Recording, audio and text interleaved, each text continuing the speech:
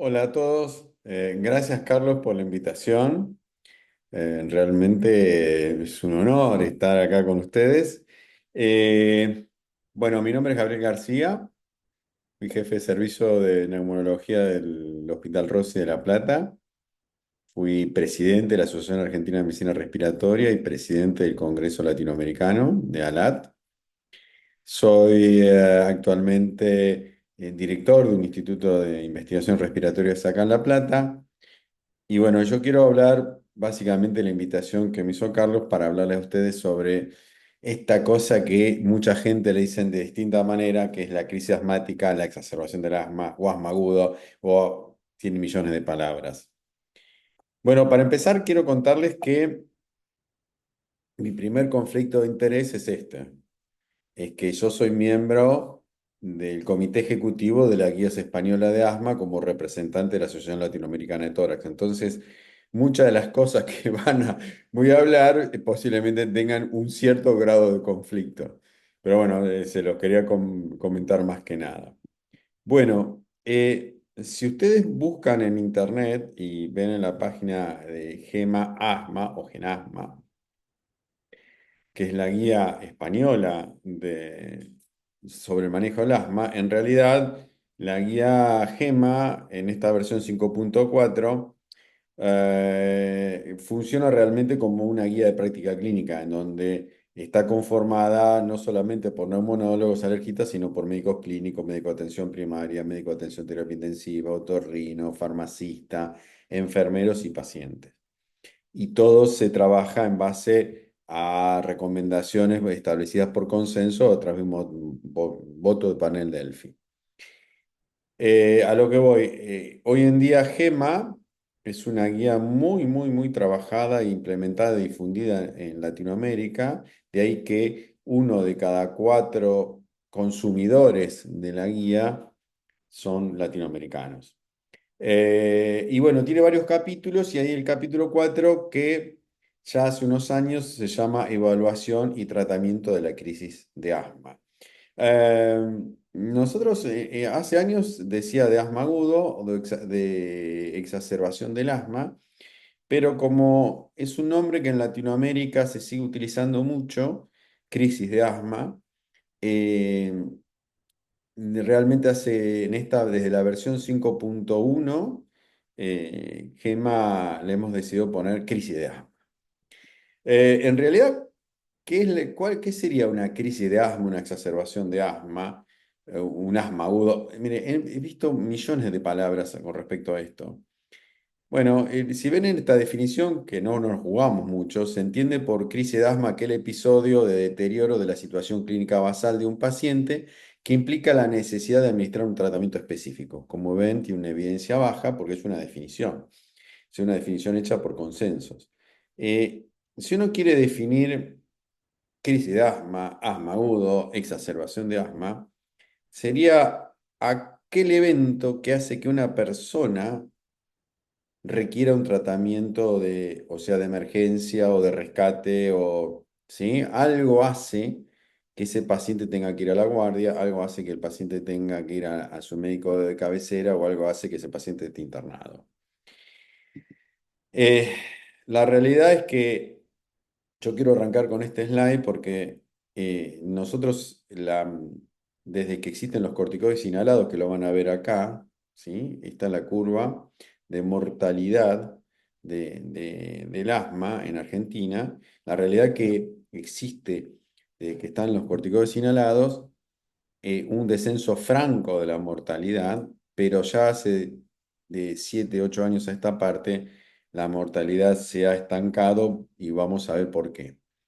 ¿Y por qué arranco con este de mortalidad? Porque la consecuencia natural de una persona que tiene una exacerbación de asma, una crisis de asma, es la muerte. Y en Argentina se mueren entre 400 y 500 pacientes al año de una enfermedad que no se debería morir ninguno. Ahora vamos a hablar un poquito más sobre esto. Entonces, yo quisiera arrancar a este estudio con esto de la serie Nada, donde Robert De Niro hablaba de la verdad de la milanesa, un dicho bien argentino, que lo define como la verdad oculta e irrefutable. ¿Qué quiere decir esto? Todos sabemos que esto es una milanesa común y esto es una milanesa napolitana. ¿Sí? ¿Me siguen? Bien.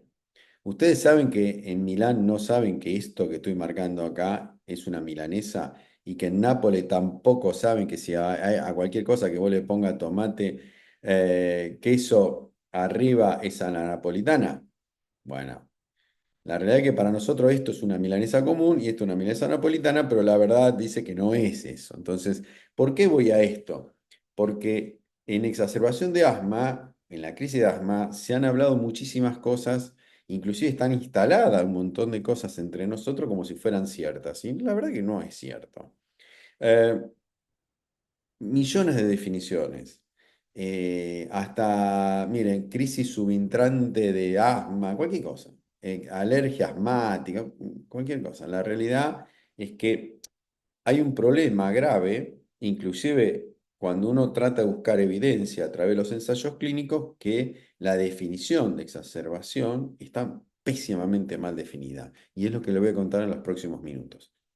Al- la exacerbación de asma es lo que, obviamente, Thomas Pepe decía que el asma, lo mejor de la exacerbación de la crisis es evitarla 3 días antes de que ocurra, y es lo que todos deseamos evitar, pero es el objetivo primario en la mayoría de los ensayos clínicos. O sea, hoy nosotros discutimos si un medicamento es mejor que otro en reducir las exacerbaciones y basado a una definición que ahora les voy a contar. Eh, Esto lo traje porque es un estudio de la vida real y como ven, de 18.714 pacientes que se atendieron en la comunidad de Valencia, pobre, que ahora están tan mal, que tuvieron una exacerbación, al menos entre 2015 y 2016, solamente el 2% se hospitalizaron y la gran mayoría se manejaron en atención primaria y solamente el 22,5% fueron a una sala de emergencia. A lo que voy es que la mayoría de las exacerbaciones que ocurren o de crisis asmática no son graves. Ya sea porque no tienen la medicación, porque muchas personas van a la guardia a nebulizarse, a hacerse el salbutamol y no están exacerbadas. Entonces, pero sí es cierto que cada cosa que ocurre alrededor de la exacerbación cuesta mucho dinero. Entonces, no es lo mismo que un paciente esté en la casa, no es lo mismo que el paciente esté en sala de emergencia y no es el mismo costo o gasto que el paciente esté hospitalizado. Como ven, la hospitalización es el 82% del costo total de una exacerbación. Entonces, yo lo quiero plantear esto que ocurre, pero los discutimos permanentemente.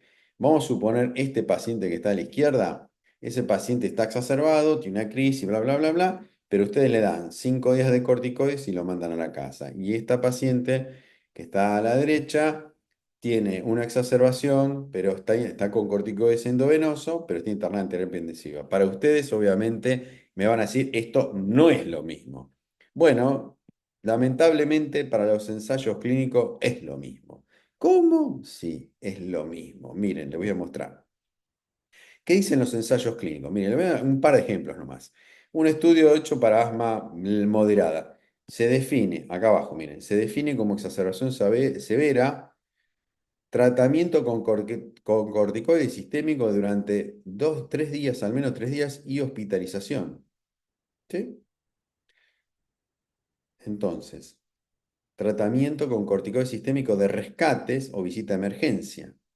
Entonces, miren este ejemplo. Empeoramiento del asma que requiere corticoide sistémico durante más de 3 días o hospitalización o sala de emergencia. O sea, le da lo mismo a los ensayos clínicos que el paciente se vaya a la casa, que esté internado. Y como dijimos antes, no es lo mismo. Y esto, ¿dónde está la verdad de la milanesa? En este documento que hizo un TAC for del año 2009, donde realmente fue una definición de experto, no se votó ningún panel Delphi, nada, no hicieron nada, simplemente dijeron que la definición de exacerbación grave del asma es cuando un paciente toma corticoide o que está hospitalizado o que consultó de emergencia. Y como sabemos, no es lo mismo. Entonces, este criterio que aparece clínicamente relevante, intuitivamente válido, según ellos, no lo es. Entonces uno diría, Robert De Niro, che, boludo, no son lo mismo. Y efectivamente. Entonces, ¿por qué confundimos tanto esto de la definición de exacerbación? Y porque una cosa es el paciente que vos tenés en la guardia, ¿sí? Ahí, que vos le vas a tomar la frecuencia respiratoria, la cardíaca, le vas a bla, bla, bla. Y la otra, la definición final o la epigrisis en qué resultó esa exacerbación, ¿sí? Entonces, ¿qué hacemos?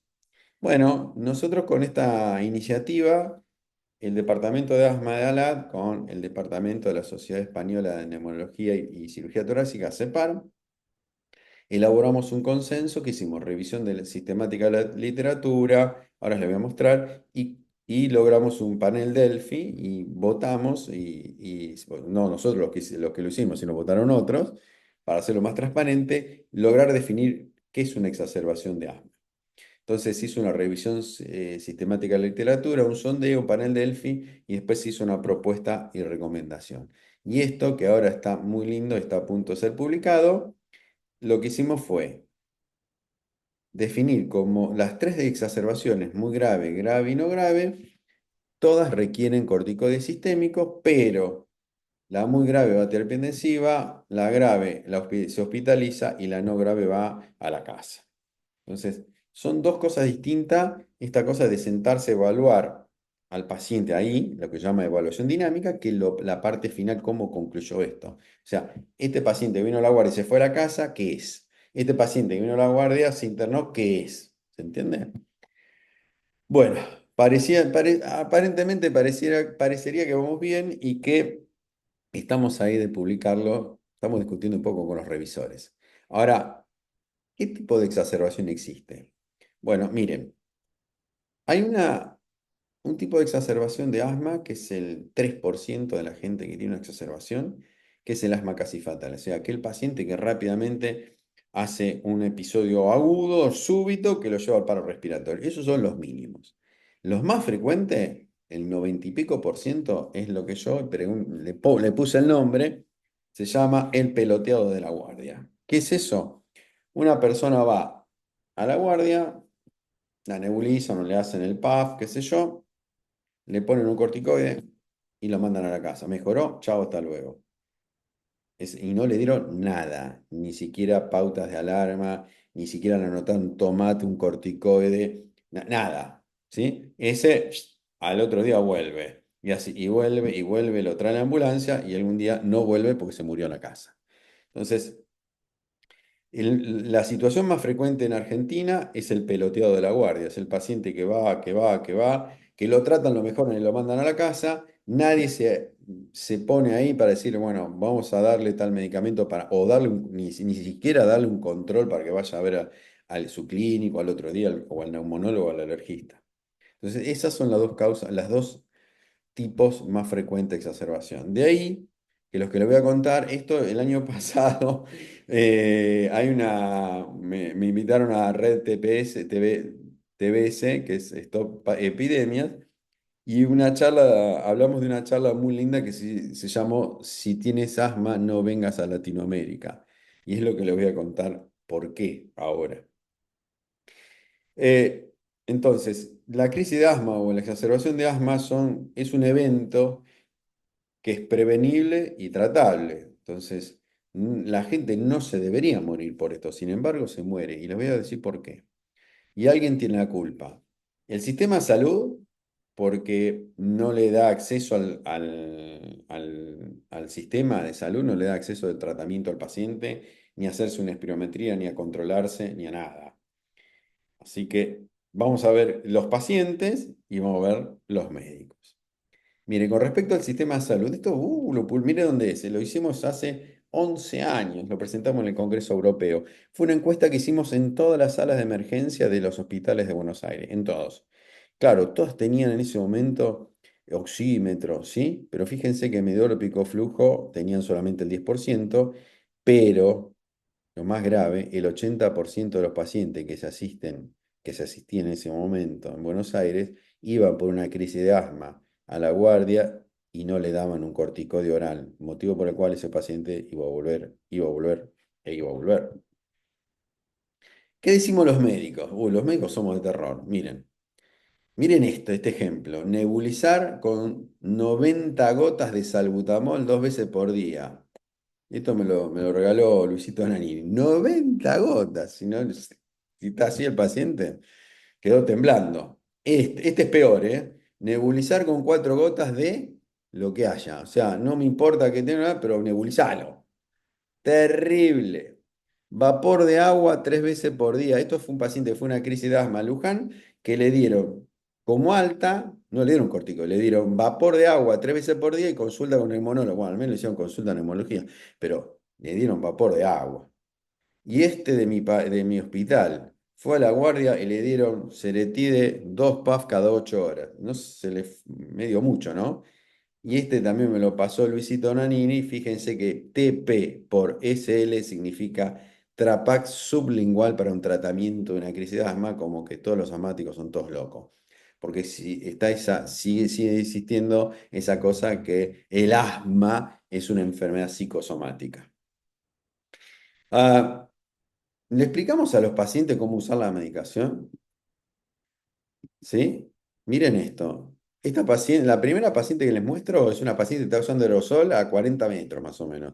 Esta paciente acaba de agitar el elipta y le quedó toda la medicación en el dedo. O esta paciente rompió la cápsula y la puso sobre el inhalador.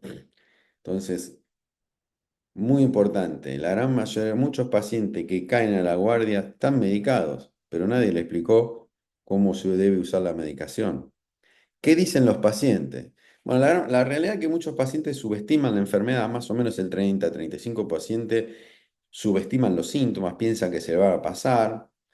Esos pacientes son re peligrosos porque no saben realmente cuándo están controlados. Si uno le pregunta, ¿cómo está? Bárbaro, y lo hace soplar, ¿verdad? Están -10. Si a ellos se les termina la medicación, no hacen nada. Y son generalmente los pacientes estos que tienen baja adherencia, que no vienen nunca, qué sé yo, y terminan en la guardia. También los pacientes existe esa creencia de que el salbutamol te mata.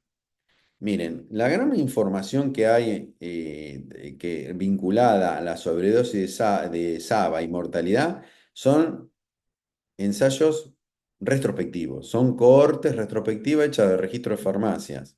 Nosotros el año pasado hicimos un metaanálisis donde realmente demostramos que los pacientes durante 25 años, los pacientes, si vos los tratas correctamente, no se muere ninguno.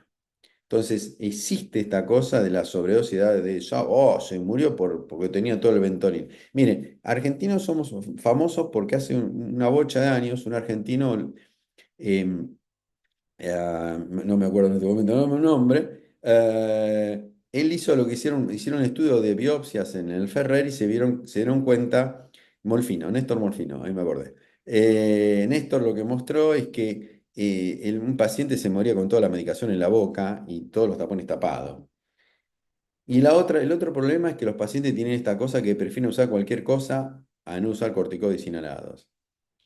Bien, ¿cómo evaluamos ahora bien tal paciente? ¿Cómo evaluamos una crisis de asma, un episodio de asma agudo? Bueno, lo primero que tenemos que hacer es identificar factores de riesgo vital. O sea, tener el ojo abierto para decir, ojo, que este paciente puede empeorar más rápido que otro.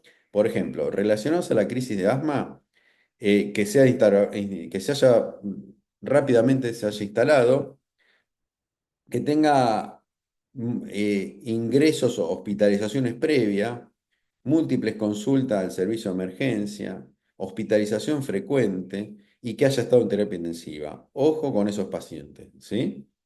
Después, relacionado con la enfermedad asmática crónica y su estado de control, obviamente, que el paciente no hace 1000 años no va al médico, que solamente usa usa medicación de rescate y no usa una medicación controlador. Ojo con las comorbilidades, fundamentalmente las cardiovasculares, y hay condiciones, por ejemplo, que lo que estamos hablando, las condiciones psicológicas, psiquiátricas, que hacen. O sea, un paciente asmático que está bien tratado, ¿sí? Por más loco, histérico que se ponga, no le pasa nada. Ahora, si no tiene el tratamiento que tiene que tener, se pone nervioso, empieza a hiperventilar y se secan los bronquios, pierden calor y se hace una crisis de asma. Entonces, veamos por dónde es realmente.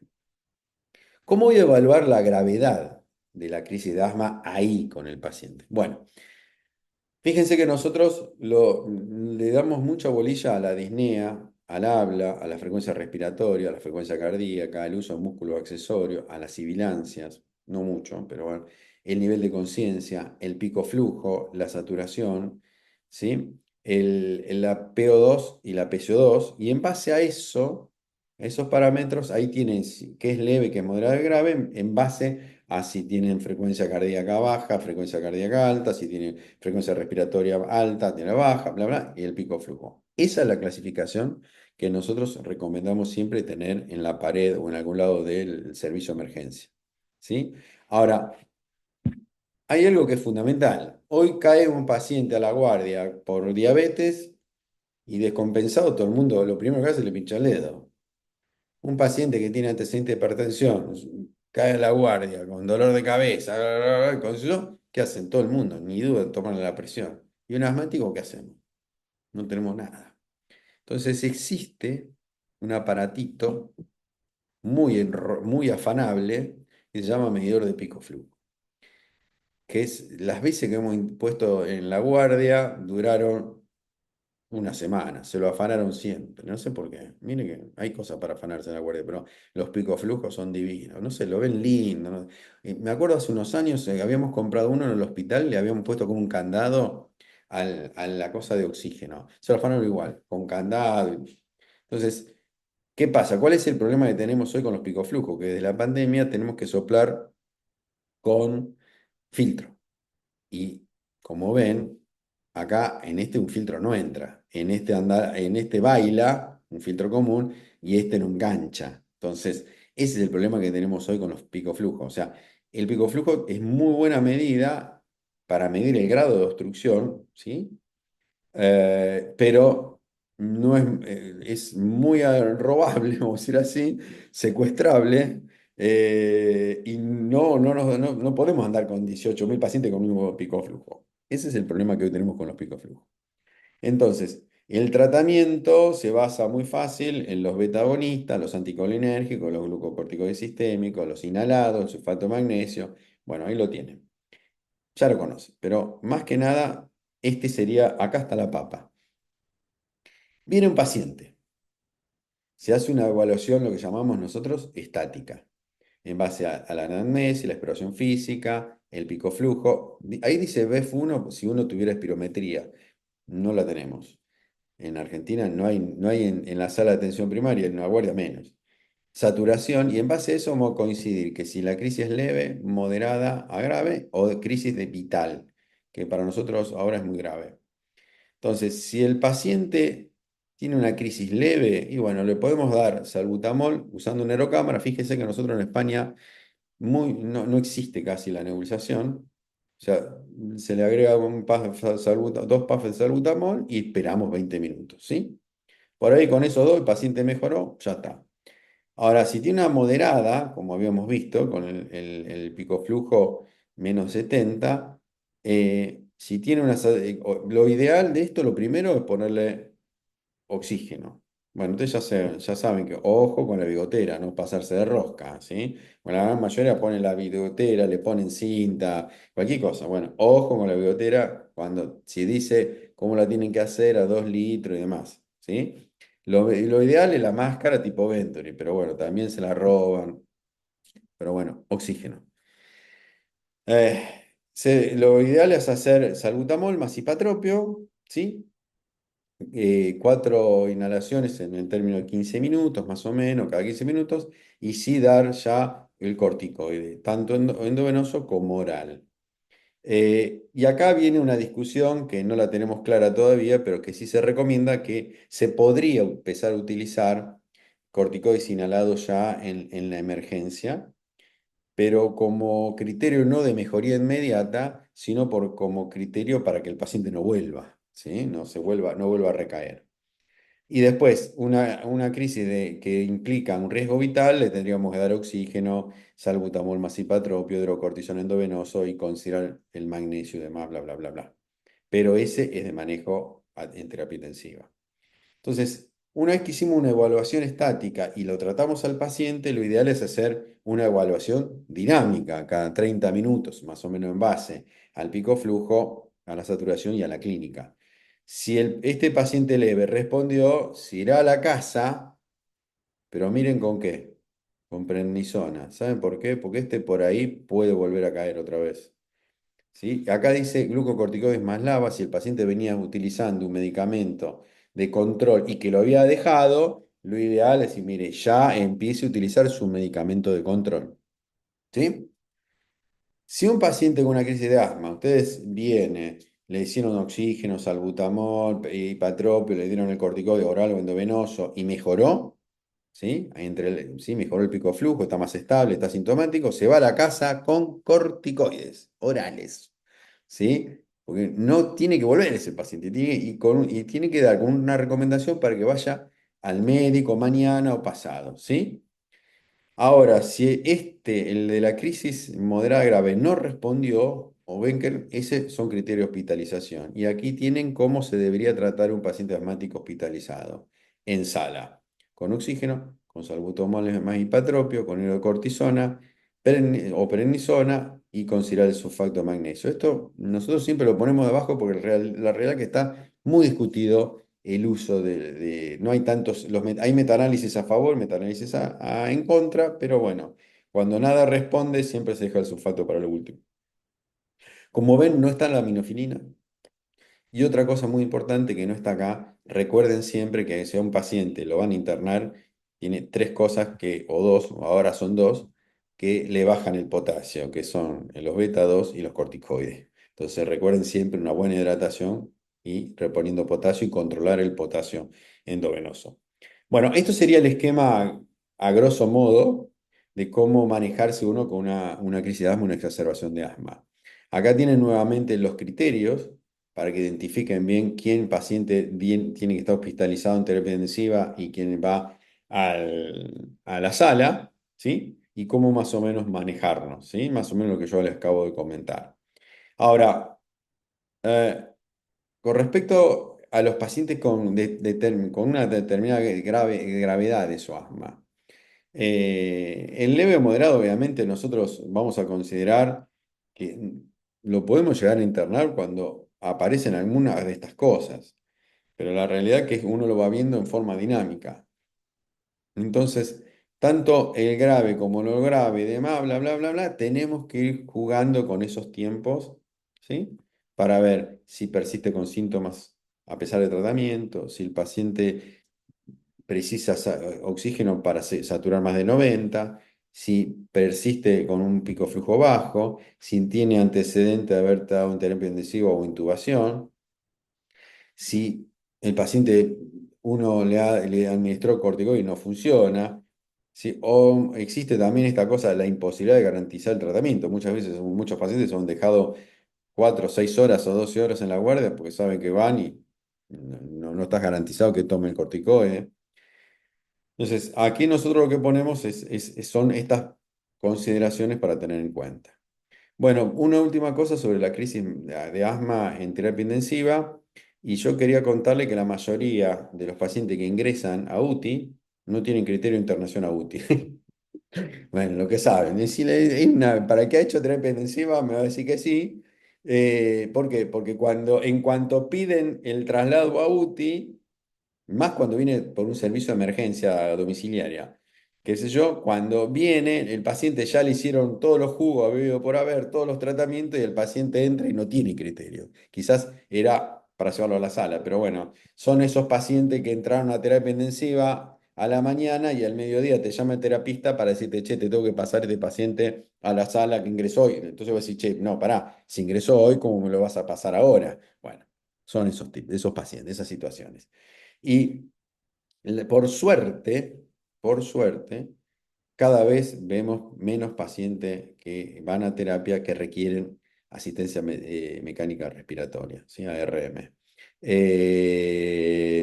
Hoy en día el BNI ha trabajado mucho, muy mucho, y si se usa correctamente, realmente fue un cambio de paradigma también en esto. ¿Por qué? Porque la decisión de intubar a un paciente asmático, no sé si alguna vez van a tener oportunidad de esto, pero yo he tenido varias veces y no es lindo.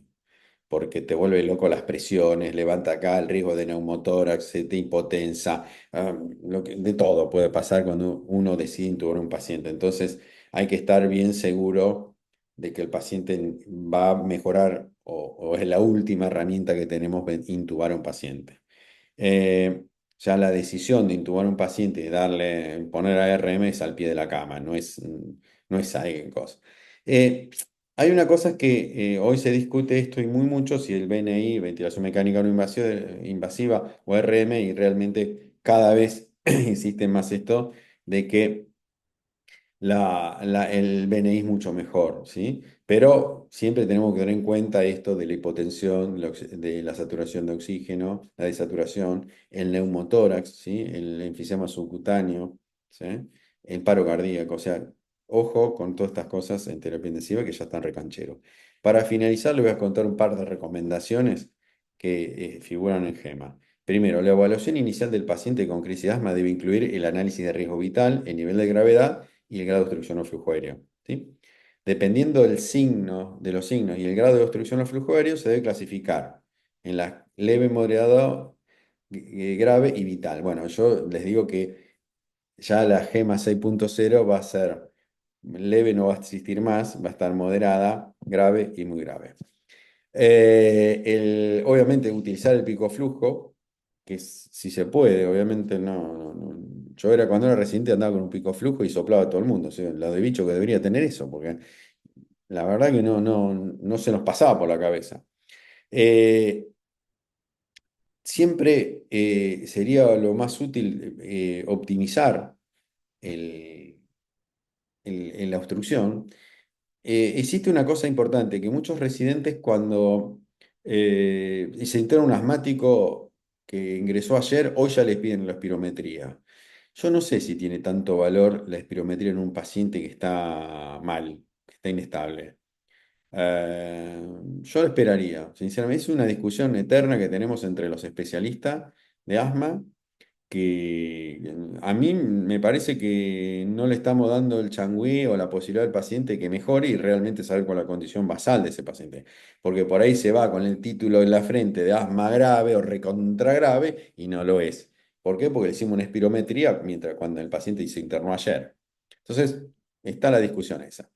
Eh, Obviamente en la crisis de asma leve siempre utilizar SABA y correctamente.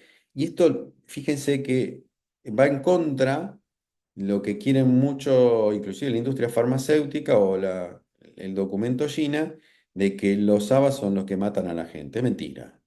Los SABA han rescatado de la muerte a mucha gente.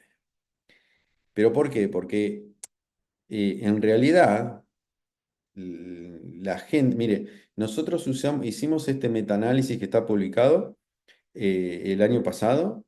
Hicimos son más de 27.000 pacientes que entraron a los ensayos clínicos durante más de 25 años y fuimos a buscar la mortalidad atribuida a la sobredosis de SABA. Lo que encontramos fue cero. O sea, si un paciente recibe el tratamiento que corresponde, ese paciente no se va a morir por SABA. Es más, los SABA para nosotros es un termómetro. Cuanto más salbutamol necesita, el paciente menos controlado está, más medicación necesita, ¿sí?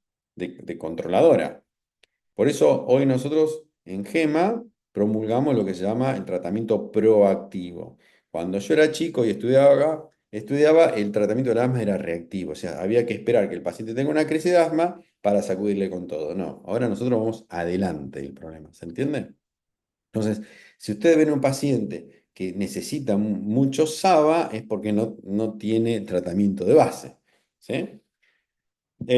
Siempre, tal como decía Roncoroni en su época, siempre dar oxígeno, porque cuando uno administra broncodilatadores, también está cambiando la ventilación-perfusión a nivel pulmonar.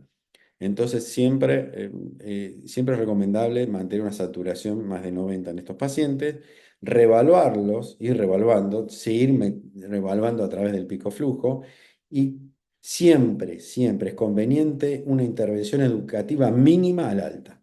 Al menos si tenés tiempo, cómo hace el inhalador, dar un plan escrito, ¿sí? De qué tiene que hacer. Eso es fundamental. Y siempre volver antes de los 5 días al médico, ya sea el de familia, el de atención primaria o el que sea, ¿sí? Así que bueno, yo quiero agradecerles y mucho la invitación. Gracias, Carlos. Bueno, espero que le haya servido mi charla. Así que bueno, les mando un gran cariño y cuídense. Chao, hasta luego.